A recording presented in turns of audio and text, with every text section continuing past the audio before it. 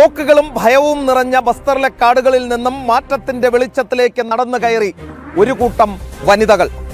ഒരു കാലത്ത് ഛത്തീസ്ഗഡിലെ വനമേഖലകളിൽ ആയുധമേന്തി ജീവിച്ച മുൻ മാവോയിസ്റ്റ് വനിതകൾ റായ്പൂരിൽ നടന്ന ദേശീയ കൈത്തറി ദിനാഘോഷത്തിൽ ഫാഷൻ റാമ്പിൽ ചുവടുവെക്കുന്ന അപൂർവ കാഴ്ചയ്ക്കാണ് രാജ്യം സാക്ഷ്യം വഹിച്ചത്. തലസ്ഥാനമായ റായ്പൂരിലെ ദീൻദയാൽ ഉപാധ്യായ ഓഡിറ്റോറിയത്തിൽ നടന്ന ട്രൈബൽ ഫാഷൻ ഷോയിൽ പരമ്പരാഗത കൈത്തറി വസ്ത്രങ്ങൾ അണിഞ്ഞാണ് മുൻ മാവോയിസ്റ്റുകൾ മോഡലുകൾക്കൊപ്പം റാമ്പ് വാക്ക് നടത്തിയത്. നിങ്ങളൊന്ന് ആലോചിച്ചു നോക്കൂ.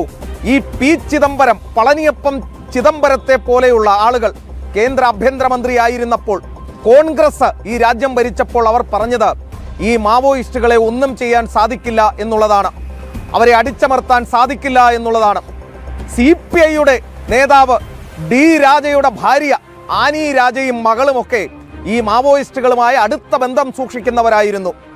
ഇവിടുത്തെ വലിയ എഴുത്തുകാരി എന്ന് പറഞ്ഞു നടക്കുന്ന കൊടും വിഘടനവാദി അരുന്ധതി റോയ്, അവർ ഈ മാവോയിസ്റ്റുകളുമായി അടുത്ത ബന്ധം സൂക്ഷിക്കുന്നവരായിരുന്നു. പക്ഷേ നരേന്ദ്രമോദി അധികാരത്തിൽ വന്ന് മിഷൻ 26 മാർച്ച് 31 മുന്നോട്ട് വെച്ച് അമിത്ഷാ ഈ മാവോയിസ്റ്റുകൾക്കെതിരെ കർശനമായ നടപടി തുടങ്ങി.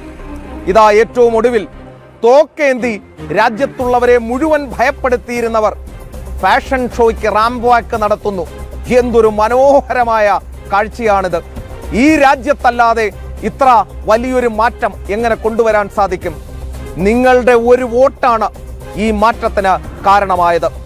ഒരു കാരണവശാലും കണ്ണിലെ കൃഷ്ണമണി പോലെ കാത്തു സൂക്ഷിക്കേണ്ടവരാണ് പ്രധാനമന്ത്രി നരേന്ദ്രമോദിയും കേന്ദ്ര ആഭ്യന്തരമന്ത്രി അമിത്ഷായും എന്നുള്ളതാണ് ഈ വാർത്ത തെളിയിക്കുന്നത്. നിങ്ങളുടെ ഒരു വോട്ട് എത്രത്തോളം വിലപ്പെട്ടതാണെന്ന് ഈ കാഴ്ച നിങ്ങളൊന്ന് കണ്ടു നോക്കൂ. വാർത്തയിലേക്ക്. ദേശീയ കൈത്തറി ദിനാഘോഷങ്ങളുടെ ഭാഗമായി റായ്പൂരിലെ ദീൻദയാൽ ഉപാധ്യായ ഓഡിറ്റോറിയത്തിലാണ് വേറിട്ട ട്രൈബൽ ഫാഷൻ ഷോ അരങ്ങേറിയത്. പ്രൊഫഷണൽ മോഡലുകൾക്കൊപ്പം തികഞ്ഞ ആത്മവിശ്വാസത്തോടെയും പുഞ്ചിരിയോടെയുമാണ് മുൻ മാവോയിസ്റ്റ് വനിതകൾ വേദിയിലെത്തിയത്. ഛത്തീസ്ഗഡിന്റെ പാരമ്പര്യ ഉൽപ്പന്നമായ കോസ സിൽക്ക് സാരി അണിഞ്ഞ് ഇവർ ചുവടുവെച്ചപ്പോൾ സദസ് വലിയ കയ്യടികളോടെയാണ് സ്വീകരിച്ചത്. റായ്പൂരിലെ അരങ്ങിൽ ഉയർന്നത് കേവലം കൈത്തറി വസ്ത്രങ്ങളുടെ പ്രഭയായിരുന്നില്ല, മറിച്ച് ഒരു കൂട്ടം മനുഷ്യരുടെ പുനരധിവാസത്തിന്റെയും അതിജീവനത്തിന്റെയും കഥയായിരുന്നു. से भी बहुत बहुत धन्यवाद देती हूँ कि अपने वेशभूषा बस्तर का रीति रिवाज के अनुसार परफॉर्मेंस का मौका दिया. ബസ്തറിലെ കനത്ത വനാന്തരങ്ങളിൽ ഭീതി വിതച്ച സംഘങ്ങളിൽ നിന്ന് കീഴടങ്ങി മുഖ്യധാരയിലേക്ക് മടങ്ങിയെത്തിയ വനിതകളാണ് ട്രൈബൽ ഫാഷൻ ഷോയിൽ ആകർഷകമായ പരമ്പരാഗത വസ്ത്രങ്ങൾ അണിഞ്ഞ് വേദിയിലെത്തിയത്. കനത്ത പരിശീലനത്തിന് ശേഷമാണ് പ്രൊഫഷണൽ മോഡലുകൾക്കൊപ്പം ഇവർ വേദിയിലെത്തിയത്. കരകൗശല ഉൽപ്പന്നങ്ങൾ നിർമ്മിച്ചും കാർഷിക മേഖലയിൽ പ്രവർത്തിച്ചും ഉപജീവനമാർഗം കണ്ടെത്തുന്ന ഇവർക്ക് തങ്ങളുടെ ആത്മവിശ്വാസം ഉയർത്തുവാനുള്ള മികച്ച അവസരമായിരുന്നു ഈ പരിപാടി. സമൂഹ മാധ്യമങ്ങളിലടക്കം ഈ ദൃശ്യങ്ങൾ ഇപ്പോൾ തരംഗമായി മാറിക്കഴിഞ്ഞു. ജനം, ഡൽഹി.